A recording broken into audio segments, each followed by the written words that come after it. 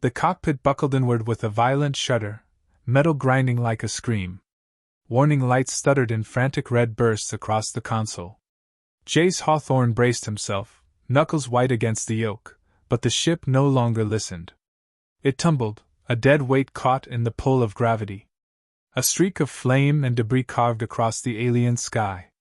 The last thing he heard was the impact. Then darkness. Rain hit his face first. Cold. Heavy. Real. Jace's eyes snapped open. He was lying in mud, half buried beneath fractured metal panels and shattered wiring. Smoke billowed from torn hull seams, drifting through the canopy of towering alien trees. The sky overhead churned in unnatural colors, violet and deep green, swirling like an oil slick across the clouds. A sharp pain seared down his left side as he pushed himself upright. His head throbbed. His vision wavered. Assess. Don't panic. Breathe. He forced the oxygen back into his lungs and scanned the wreckage. His shuttle, the Solace 5, was no longer a shuttle. It lay in crooked, scattered pieces over a field of glistening moss. Panels ripped open like a dissected animal. Steam hissed from severed ducts. Burnt insulation mixed with the wet scent of soil and rain. He staggered toward what remained of the cockpit, boots sinking into spongy ground. His voice was hoarse. Systems status? The display sputtered for a final second, then died. Completely fried. Jace exhaled through clenched teeth. Great. No comms. No beacon. No signal. He tore open the emergency compartment. Inside, a standard S-48 survival kit. Inventory. Knife. 3 water purification tablets. 1 micromed patch. Flare gun, 1 shot. No rations. He closed his eyes for a beat. Shelter. Water. Food. Security. Order doesn't change. He secured the knife at his belt and pocketed the tablets. The med patch stayed ready, adrenaline masked pain, but he could feel bruises forming along his ribs. A broken branch snapped behind him. Jace spun toward the sound. Nothing but shifting shadows beyond the trees. The forest was quiet, not natural quiet, but the charged silence of a place that hunts. Giant vine-wrapped trunks rose like pillars. Leaves shimmered with faint bioluminescence, glowing soft blue at every raindrop's touch. The air was thick with moisture and something sweet, like fermented sap. He moved cautiously, listening. No birds. No insects. Not even wind. Only his own breathing. I'm not alone. He dragged the heaviest piece of intact hull toward a rock outcrop and wedged it as makeshift shelter, angling it to deflect rain. He layered insulation foam beneath it, creating a dry surface. It wasn't comfortable, but it would do. Water came next. He hiked toward the sound of trickling. A narrow stream cut between stones slick with algae. The water was clear, reflecting the strange sky. He filled a tin cup and dropped a tablet in. While he waited, he caught a reflection, movement in the tree-ling. He tensed. A silhouette stood between 2 trunks. Tall. Broad-shouldered. Motionless. Hey! He called out. Human! Pilot! The figure vanished before the last word left his mouth. Jace's pulse hammered. Okay. Definitely not alone. He backed away from the stream, water in hand, keeping the knife pointed outward. Every noise felt amplified, the drip of water from leaves, the rasp of his own breath. Back at shelter, he forced himself to eat nothing, though hunger clawed at him. Eating unknown flora on day 1 was a death sentence. As he built a small fire using a fuse filament and dried moss, a shape shifted in his periphery, another silhouette. He tightened his grip on the knife. Show yourself. Nothing. The forest swallowed the firelight. Hours passed. The rain eased. The sky bruised into twilight. Jace sharpened a stick into a makeshift spear, working the knife against the wood in smooth, measured strokes. The rhythm steadied his thoughts. He glanced into the darkened forest every few seconds. Bushes rustled behind him. He stood instantly, low stance, spear ready. A large animal stepped into view. At least 8 feet tall. Part humanoid, part reptilian. Scaled plates covered its torso like natural armor. Its eyes glowed faint amber in the firelight, calculating, not mindless. It held a spear of bone and sharpened crystal. Jay swallowed. Slowly. Listen, he said carefully. I don't know your customs, your territory, or your. The creature charged. Jace dove aside. The spear grazed his shoulder. Pain flashed white along the joint. The hunter turned, poised.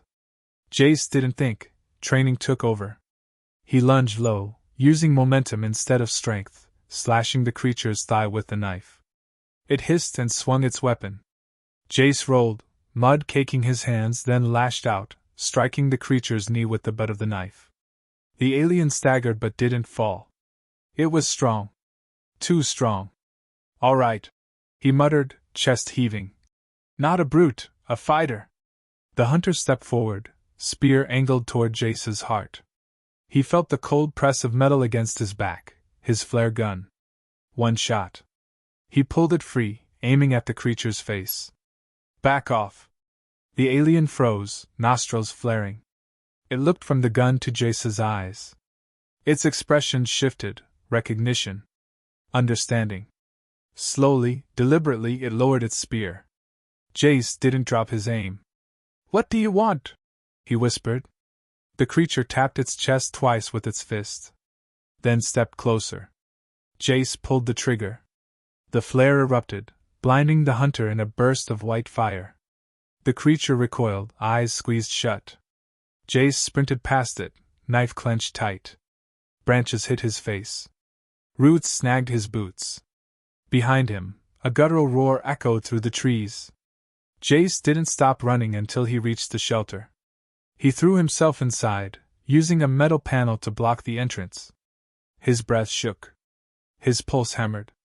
The roar came again, closer this time. He listened. Leaves shifted. The heavy footsteps approached. Then silence. Jace held the knife tight against his chest. The metal panel shifted. A shadow passed over the entrance. The creature didn't attack. Instead, something slid beneath the panel, careful, intentional. A strip of braided vine. Jace stared at it, stunned. It wasn't a threat.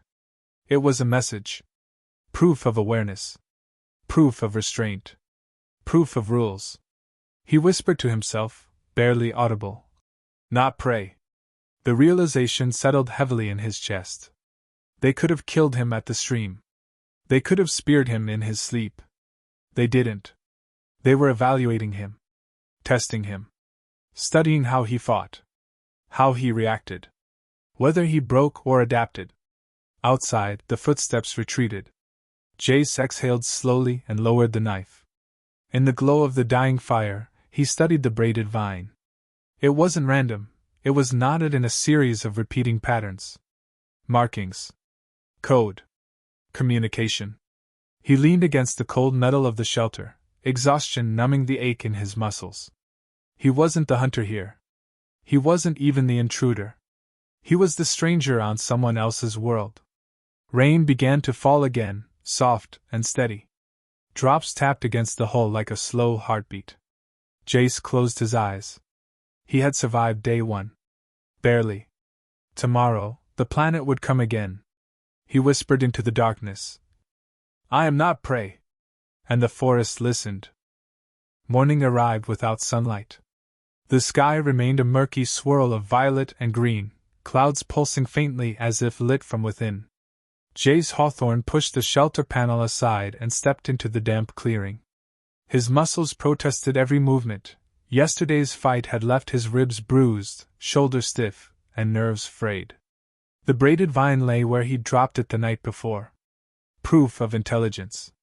Proof of intent. He crouched and examined the pattern again. The knots were precise, evenly spaced, forming a repeated sequence like a code. The strands smelled faintly of resin and crushed herbs. This wasn't decoration, he murmured. You left me a message. But what message? He slipped the braid into the pocket of his flight suit. If they were communicating, he needed every advantage. He grabbed his knife and walked toward the stream. Rain slicked the leaves overhead, dripping in slow patterns. The ground was soft beneath his boots, damp from the night storm. He filled the tin cup, dropped a purification tablet in, and waited. While the tablet dissolved, he scanned the tree line. Nothing. Then something shifted, barely perceptible, but unmistakable. A silhouette. Tall. Motionless. The hunter from last night. Jace kept his voice level. Still watching me. The alien stepped forward, not aggressive, not afraid. 8 feet tall, armored in bone plating and natural scales that caught the strange daylight. Its eyes glowed faint amber.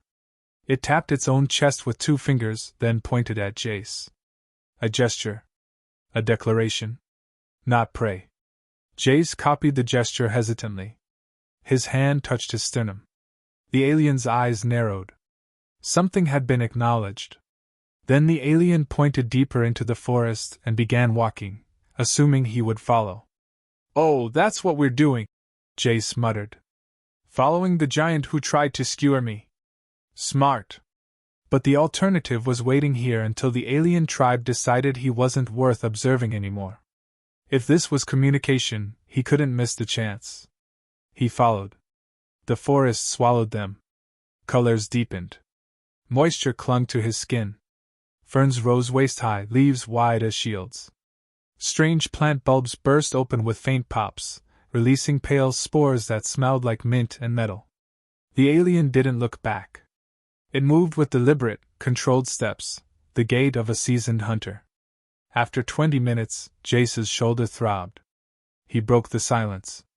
"You have a name?" The alien didn't answer. Instead, it stopped beside a fallen tree and pointed at a cluster of vines. The vines formed another braid, identical to the one he'd been given. A signpost. Jace inhaled sharply. Not random. Not symbolic. Directional. Like a trail marker. "You leave them for each other," he whispered. "For navigation." The alien turned, eyes glinting. For the first time, Jace felt seen, not as an intruder, not as prey, but as someone who understood. They continued on until the forest gave way to a wide, open clearing of stone, flat, smooth rock scarred by impact and claw marks. Deep grooves circled the entire area like a giant arena. At the far side stood 6 more of the alien species. Their scales were darker. Their bone armor heavier. Their faces marked with ritual scars. Warriors. A 7th figure stepped forward. This one was different. Broad shoulders. Armor plated with black bone. A braided necklace of claws hung from his neck. His presence radiated authority. The Hunt Chief. He planted his spear in the ground and studied Jace with cold calculation. Jace swallowed hard. "Great. The boss." The hunter from earlier approached the chief and hit one fist to his chest in a short, sharp salute. The chief grunted, a sound like grinding stone, then pointed at the center of the arena. Jace stood frozen. "This is a challenge," he whispered. "Not an execution. Not a punishment. A test." The chief spoke a single word, deep, guttural, clear. "Hrukan." The hunter who escorted Jace repeated slowly, as if teaching a child. "Hrukan, standing." The meaning hit Jace like a punch. Trial of standing. No weapons. No running. No backing down. A Zor warrior stepped into the arena. Younger, leaner, eager. Scars along his wrists indicated previous victories. Jace's heartbeat pounded in his ears. He looked down at his knife. The escorting hunter tapped Jace's wrist and pointed to the ground. No weapons. Jace set the knife aside, placing it gently on a stone. His hand trembled, not from fear, but focus. He stepped into the arena. The young warrior circled him, shoulders rolling, knees loose. Familiar movement. A fighter's stance. Jace eased into his own stance, feet apart, weight centered. "You want me on the ground," he muttered, "but I'm not giving you that." The young Zor lunged with startling speed. Jace ducked, rolling beneath the outstretched arm. The alien pivoted and swung a heavy backhand. The strike grazed Jace's jaw. Stars flickered across his vision. Stay up. Don't fall. He dodged another swing. This time, he countered, low kick behind the alien's knee. It staggered but recovered fast. The Zor charged. Jace sidestepped, using the alien's momentum to sling it into a stone pillar. The impact cracked the air like a gunshot. A chorus of hisses echoed from the onlookers. Jace kept moving, forcing himself not to think, only react. His shoulder screamed every time he blocked a strike. He focused on leverage, using the warrior's own mass instead of brute strength. The warrior lunged again. Jace dropped low and hooked the alien's leg, lifting with everything he had. The Zor's balance broke. The alien hit the ground. Silence. The escorting hunter's eyes widened, not in anger but respect. But the warrior wasn't finished. It surged up and raged, charging blindly. Jace barely reacted in time. The alien slammed into his ribs, forcing him backward. Pain flared white. The ground tilted under him. He slid across the stone, gravel scraping his palms. He caught himself on one knee. Not down. Not yet. The warrior barreled toward him again, fist raised. Jace stood his ground. He waited until the last second, stepped inside the punch, and hammered his elbow into the alien's throat. The warrior choked, stumbling. Jace hooked the alien's arm and used its momentum to flip it over his hip. The younger warrior hit the ground with a heavy thud and didn't rise. Silence settled over the clearing. Jace's chest heaved. Sweat dripped into his eyes. He stood, trembling, exhausted, but still on his feet. The hunt chief approached. Every nerve in Jace's body braced for attack. Instead, the chief touched 2 fingers to his own chest, then pressed those fingers to Jace's sternum. Same gesture as the hunter the night before. Not prey. But this time, the chief added a second gesture, a hand pressed over Jace's heart. The escorting hunter spoke, voice low. Not prey, learns. Kazak, the chief, turned toward his warriors and let out a sharp call. The others echoed it, a sound that vibrated the stone beneath Jace's feet. The acknowledgement hit Jace harder than any blow had. He had earned something. Not friendship. Not safety. A beginning. Kazak retrieved Jace's knife from the stone, walked to him, and pressed the handle into Jace's palm. Then Kazak spoke, slow and deliberate. Hawthorne. Not prey. Jace's breath caught. They had given him status. A place on their hierarchy. He looked up at Kazak. You know my name. The chief tapped the braided vine at Jace's pocket. You follow. You learn.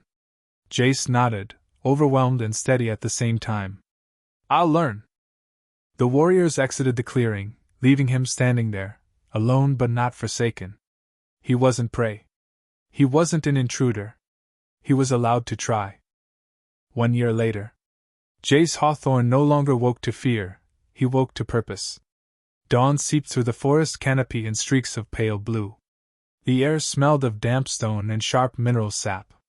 High above, the living sky rippled with faint light, as if the atmosphere itself breathed.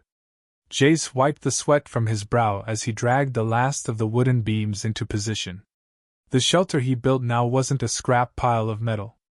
It was a structure. Stable. Elevated. Weatherproof. A platform of lashed logs reinforced by woven vines. He checked tension along the support line. Perfect. Behind him, a low rumble signaled someone's approach. Heavy footfalls. Controlled. Familiar. Kazak emerged from the underbrush. The hunt chief towered over him, scales matte black beneath ceremonial paint. Bone armor wrapped his torso. A necklace of claw trophies rested across his broad chest. You improve, Kazak said, voice rough but approving. It's basic physics, Jace replied, patting the elevated platform. Force distribution. Better leverage. Less collapse. Kazak made a short, approving exhale, the Zor version of a chuckle. You make shelter like stone creature, Kazak said, tapping the support beam. Strong. Not pretty. It doesn't need to be pretty, Jace muttered. Just needs to not crush me while I sleep. He hopped down, landing with light feet in the soft moss.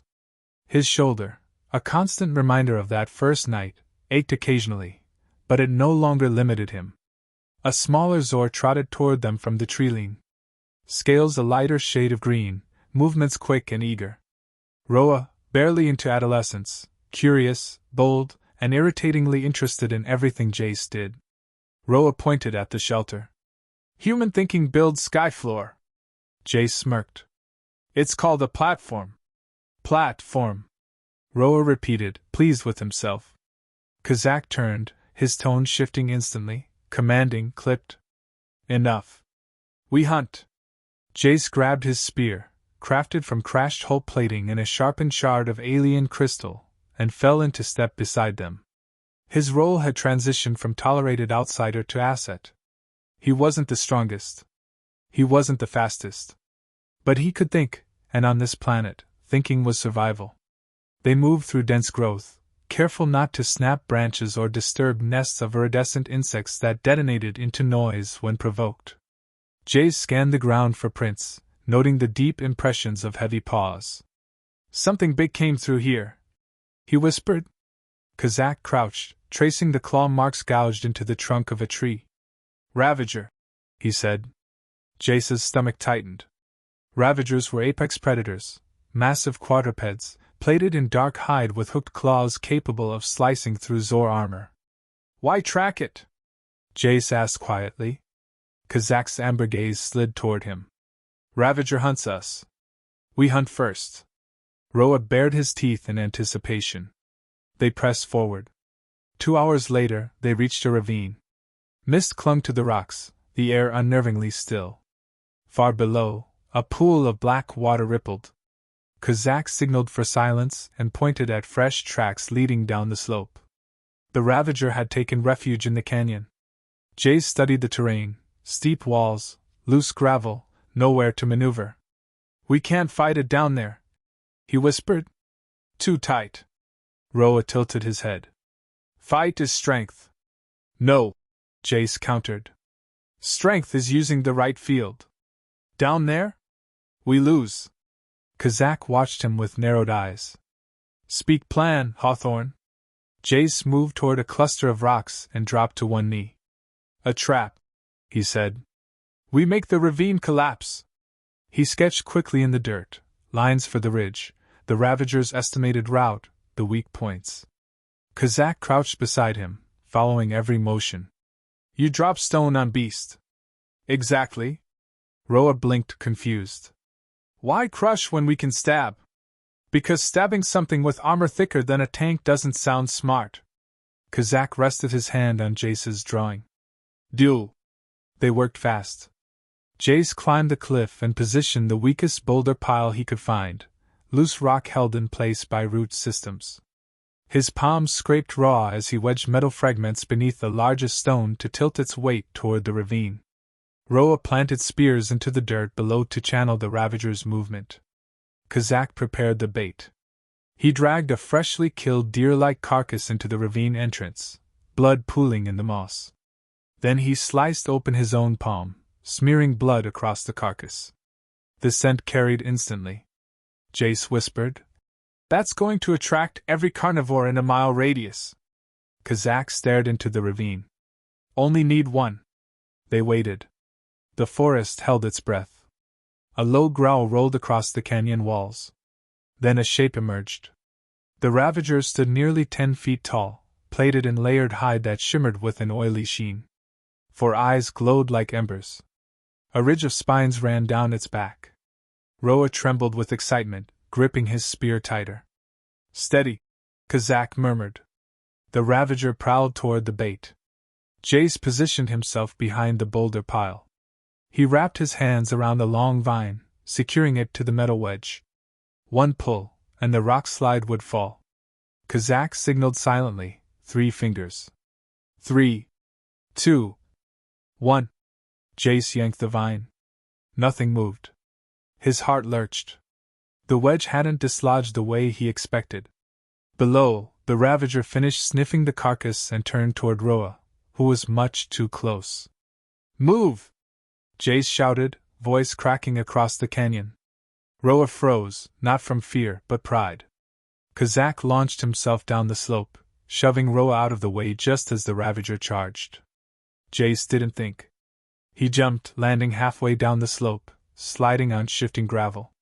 He grabbed a loose branch and slammed it between two boulders, leveraging the wedge. The boulders shook. Still stuck. Ravager claws slashed across Kazak's armor, ripping bone plate free. The chief dropped to one knee. A surge of adrenaline ripped through Jace's body. He braced his boots, shoved the branch forward with every ounce of strength. "Come on!" The wedge snapped. The cliff let go.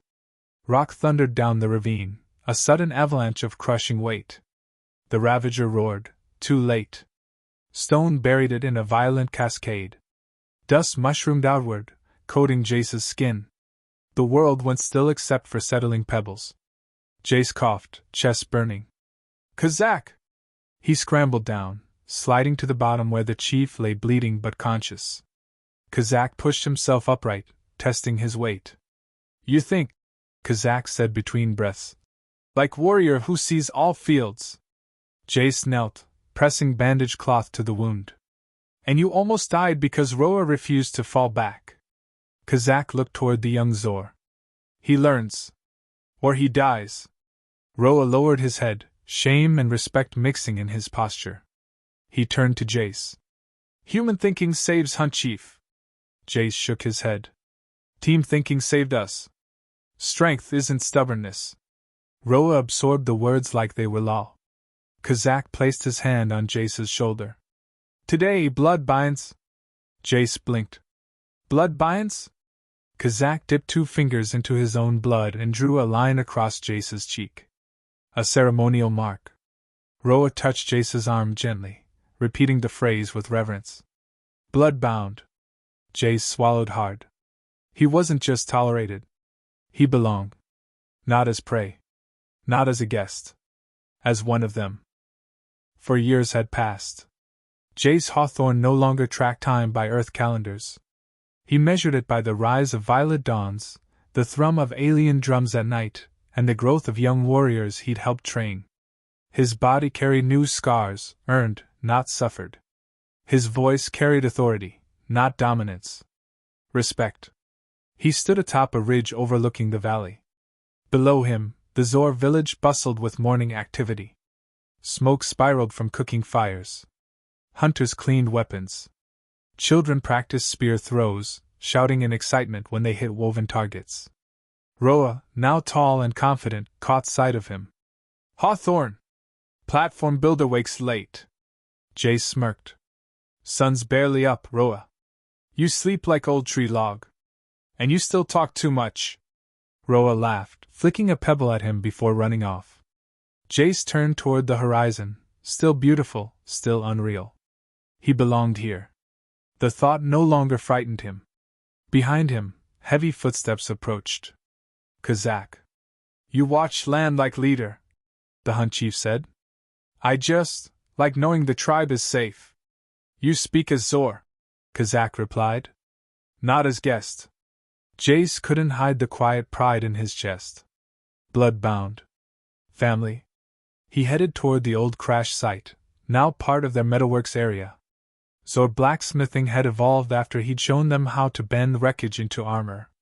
They called the fuse technique fireblood steel.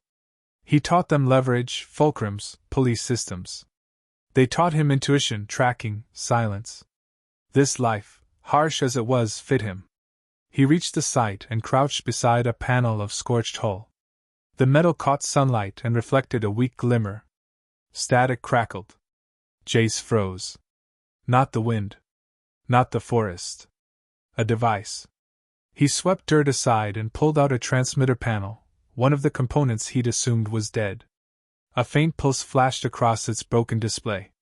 3 dots. Pause. 3 dots. Repeating. Jace's breath caught. SOS. Not just that, an encrypted beacon handshake. A human frequency. A rescue signature. He stumbled backward, heart ramming against his ribs. His voice trembled. They found me. His hands shook as he pressed trembling fingers to the console.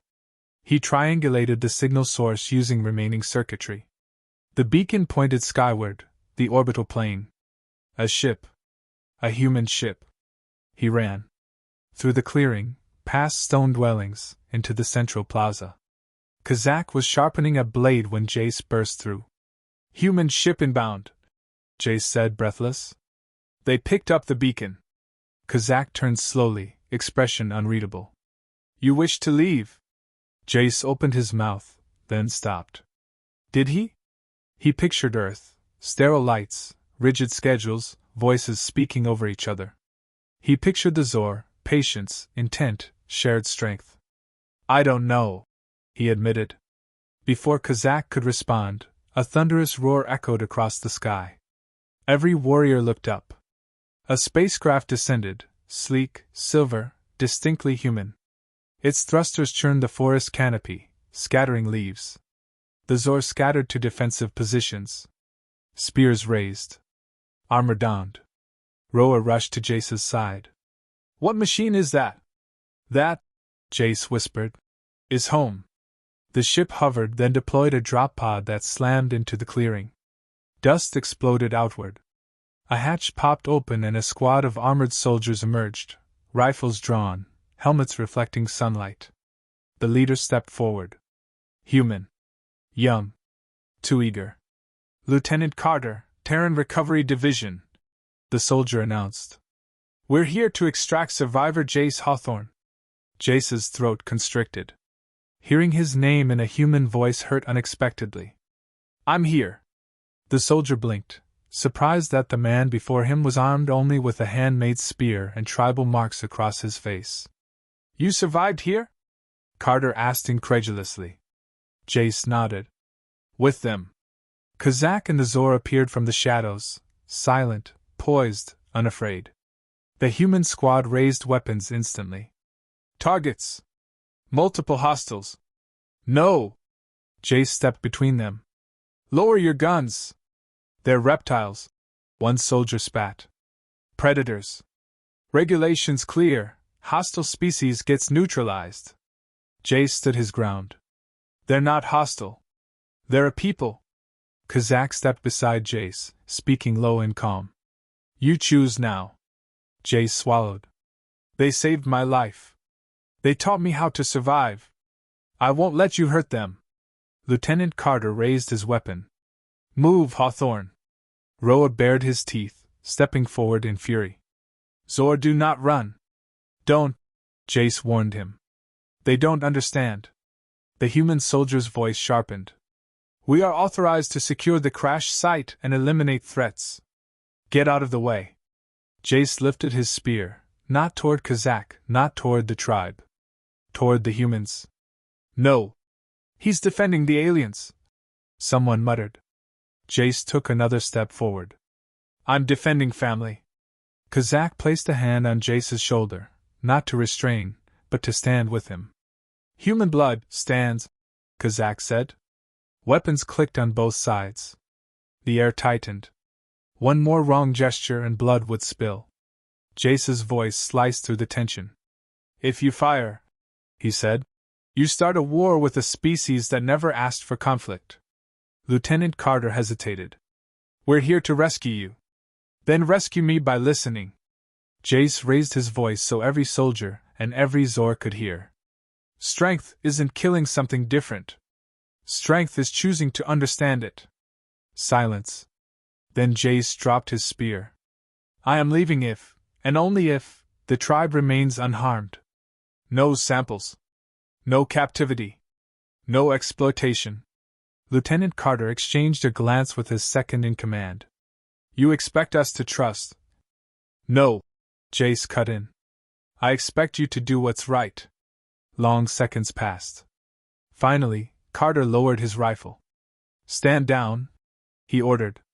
The squad obeyed, weapons dropping reluctantly. The forest breathed again. Jace turned to Kazak. I have to go. If I don't, humans will keep coming. Kazak's gaze held steady, no fear, only certainty. Bloodbound does not end. It changes. Roa stepped forward, throat tight. You return? Jace smiled, resting a hand on Roa's shoulder. You saved my life. I'll always return. He faced Kazak one last time. Thank you, for seeing me. Kazak touched 2 fingers to his chest, then pressed them to Jace's sternum, just as he had on the day Jace earned the title. Not prey. Not guest. One of us. Jace stepped onto the drop pod ramp. The hatch began to close. His chest felt heavier than any spear ever had. Before the door sealed, he spoke aloud, not to the humans, but to the tribe. I came here to survive. He looked at Kazak. You taught me to live. The hatch closed. The pod lifted. And Jace Hawthorne left the planet. Not alone in heart, only in distance.